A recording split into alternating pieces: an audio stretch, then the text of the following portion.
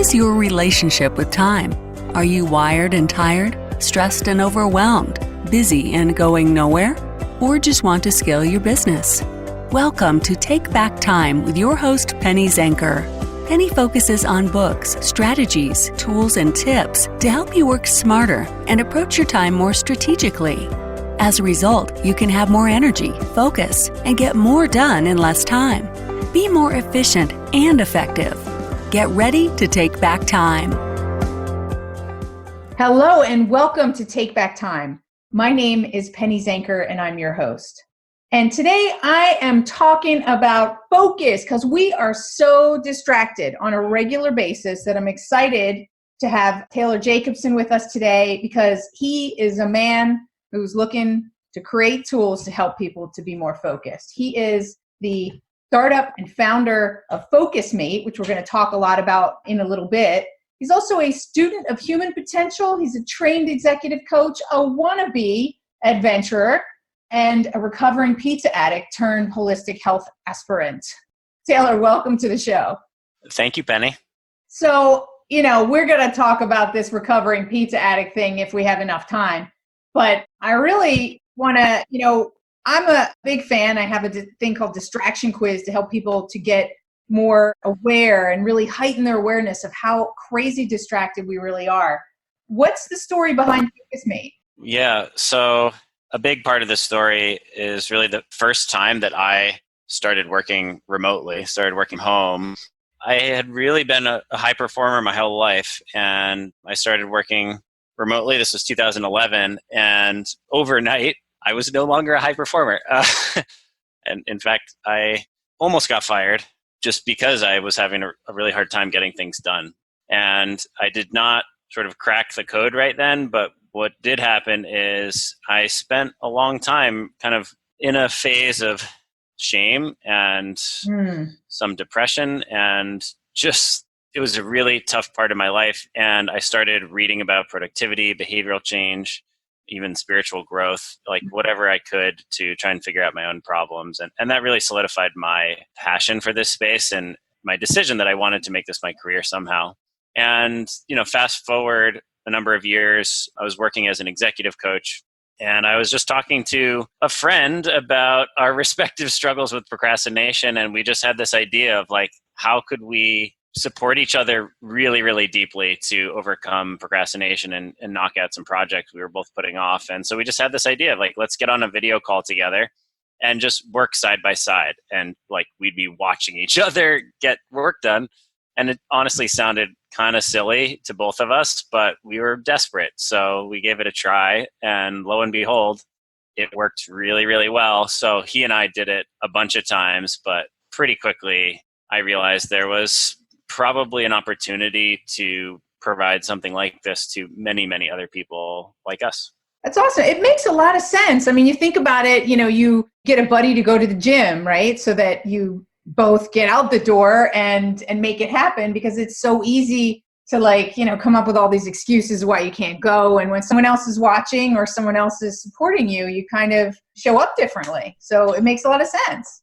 Totally. I didn't really realize it then, but now I kind of look at different parts of my life and I can see how much I've used this hack literally everywhere. I mean, how I got through college with good grades was like, I would take a class because there was somebody in it that I knew was going to be a good accountability partner for me, and therefore I would get a better grade. That got me through college. How do I stay in shape? I just make friends with people who are down to work out together because it gets me out there. So it certainly works for me, but there's also what we've learned is there's sort of tribal psychology, I like to call it, which is just we think of ourselves as being rational animals, but we are not at all. We are very social animals. So we just behave differently when we're with other people or when we commit things to other people. Totally. We can go and nerd out a little bit on why that is. Yeah. Well, let's nerd out for a minute because I think it's pretty cool because there is definitely science behind it. I mean, I remember reading, I forget which book it was, from Malcolm Gladwell, and he talked about, I don't know if you remember this or if you've read this, where people behave differently when they would witness an accident if somebody was around or if nobody was around. That's amazing. People send me this stuff all the time, so it's cool. But one of the new ones I heard is that there's research that shows if you're standing at the foot of a mountain, like a hiking trail, Uh-huh. by yourself versus with somebody else. If you're with somebody, you report the mountain being something like 8% smaller or less steep. When you're with, so you just like in your brain, things just become easier when you're with someone else, which is, Wow, I love that. And yeah. that is so cool. I'm glad you shared that because that goes back to that social psychology. It is easier with other people because it's more fun and it takes kind of the seriousness, and the edge off because you're kind of, even if it's hard with somebody and that somehow makes it easier. Yeah, well, like, I don't think human beings want to do things that are easy. We actually just want to do things with other people. That's like our tribal psychology. I mean, much as we all love ice cream and Netflix, or maybe I'm just speaking for myself, just love those like real easy and gratifying things. I don't think we love them and pizza. Yeah, let's not forget. Right. I don't think we love those as much as like being our best self. Like, we would all rather be running a marathon and building amazing companies and doing great work in the world. But those things, those are harder things. But that's where we get dopamine from, is achieving things and feeling higher status because, our bodies look good and we've like created something in the world that we're proud of and other people can see. Those are all like status related, and status, of course, is a sort of tribal artifact. So yeah, it just comes back to like human beings did not get to the top of the food chain because we're like more tough than other animals. We're kind of frail, fragile, hairless, weak, slow. But what we have on other animals is the ability to collaborate and work together. And so, the way we evolved is we survived because we learned how to collaborate better. And so genes that made us more likely to collaborate effectively were passed down. And so now we're kind of hardwired to do that. And the idea with Focusmate or working out with a workout buddy or any sort of form of social accountability, peer support, peer pressure, it just taps into these things that they're really hardwired. We really can't resist them. So we may as well use them to our advantage. Absolutely. This is positive peer pressure, right? When you have somebody who is supporting you to bring out your best self. Totally. I think that's interesting what you said is that we don't want to do things that are easy. We want to do things that are hard. We want to accomplish more. And it's interesting that we need and we want to have other people around kind of to witness it and to share it and to push us to that place to be our best self. I mean, I pay for a trainer because if I didn't, I wouldn't show up at the gym, right? So I have to pay somebody to be my best self, right? That's why people hire us as executive coaches and whatnot. I just think it's an interesting psychology that we want to be our best self, but we aren't as hardwired to do it for ourselves. Yeah, we could even go a step further. And it's like we're not wired to do it at all if we're in isolation. Like all of these things that we aspire to are only meaningful because they're shared.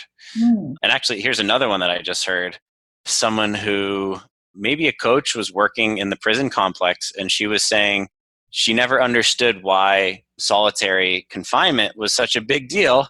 And then, you look into the psychology of it, and like the worst thing that you can do to a human being is isolate them.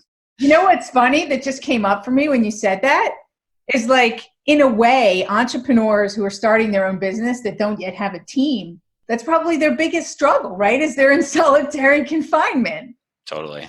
And so they, having a place to go like Focusmate is, I just kind of stumbled upon it and I love it. I'm signed up. I'm going to, use the platform.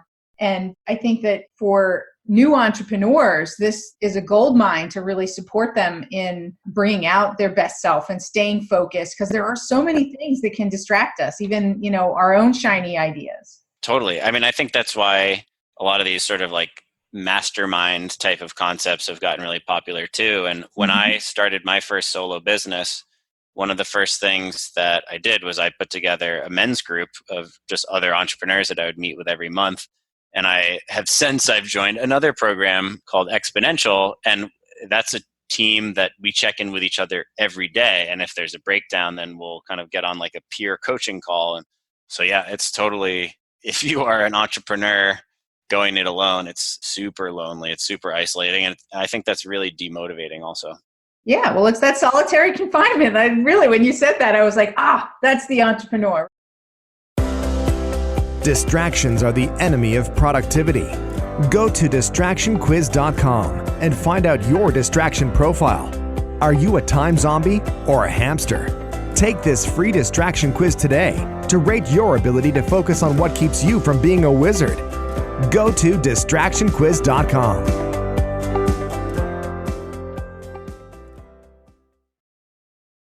So tell me, how long has this site been in existence and what's your greatest discovery through having it?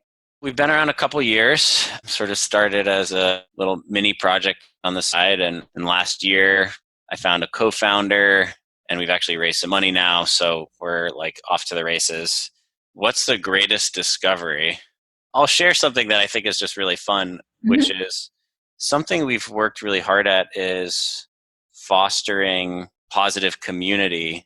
And I think we've really hit like a tipping point with that where it's like people are just craving this place where they could come and just be like euphorically positive and supportive and cheer each other on. And you have to create sort of cultural norms that makes that okay. Because I don't think people are used to being that positive toward others and also receiving that sort of positive encouragement for others. And actually that's inspired us to add a new component to our vision, which now I'm like I'm telling everyone that we want to build the most supportive community on earth. So that's sort of a recent discovery is like, this kind of environment, this kind of space like really resonates for people. And we don't really know what the products and services, so to speak, that will evolve from that. But I'm not even really worried about that. It's like, we're starting from this. What does it look like to provide just the most support that you can get anywhere in the world, most immersive, positive, encouraging? Very cool. I like it. That's a great vision to have the most supportive community on earth. How do you match people up, so that somebody's thinking, this could be for me, but I'm not sure if it's for me. How does it work? Yeah. So as far as the brass tacks, today on what Focusmate is, it's a 50-minute appointment where two users sit side by side via webcam, and you could be anywhere in the world. And you start each appointment by sharing with your partner what you're committing to get done in those 50 minutes. They share with you what they're committing to get done. You both write that down in the chat area, and then you just get to work and you keep each other company while you're working. You update the chat with your progress. And then at the end of the 50 minutes, you check in and you reflect on how it went. You sort of have this little moment of celebration. So today, you're literally paired with any other member of the community. But what we're working on is creating a more sort of personalized experience where you can start to say, hey, like, I really liked working with this person. I'm going to give them a thumbs up and work with them more frequently, or even add them to my trusted or contacts and, get a notification when they're working. Or do things like have a private group for your remote company so that, even though you're all distributed around the world, like now you're hopping on a Focusmate session and sort of getting some quality time with people on your team that you wouldn't otherwise see.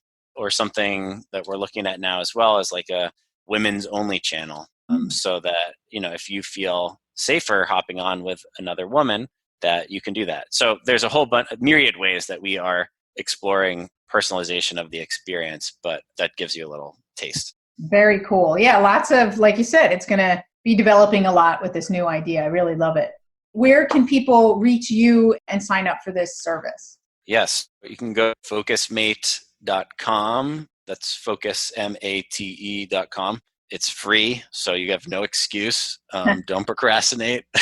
I get emails from people that are like, 2 months went by and I finally stopped procrastinating and tried it. And now I've done 35 sessions in the last 4 days. Awesome. Just got to get started, right? That's the thing about procrastination. Totally. Well, that's fantastic. And just to close out, people know where to find you. I'd love to pick your brain more, and perhaps we'll do that in another session or offline. Tell us about your recovering pizza addict. Like, how many pieces of pizza a day would you eat? What's going on there?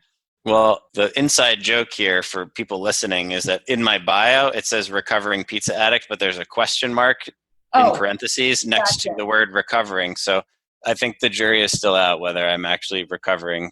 But I like pizza. And yeah, I mean, I think that's an important thing that I put in my bio, just because now that I am, the fancy schmancy like CEO of a company, I think people just don't realize how much stuff that even quote unquote successful people struggle with. And I don't know if I consider myself successful or not, but I definitely struggle a lot. So I just, part of the work that we're doing at Focusmate is creating this conversation where it's like totally safe and acceptable to be how you are, which is human, and all of us struggle. I mean, there might be super disciplined people out there. Certainly Instagram would have you think that there are, but I'm not one of them. So yes, pizza does often find its way into my life.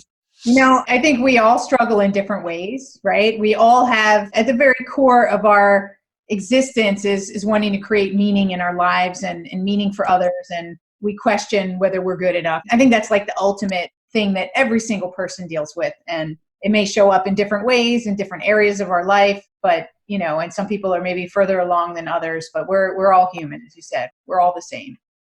So anyway, I know that we're wrapping up at the end of this minute. I just want to thank you so much for being here, telling us about Focusmate, and I look forward to many future sessions on Focusmate. Yeah, Penny, thank you so much for having me. It was really awesome.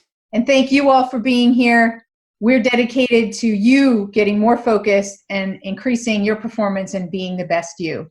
So my name is Penny Zanker, and we'll see you in the next episode.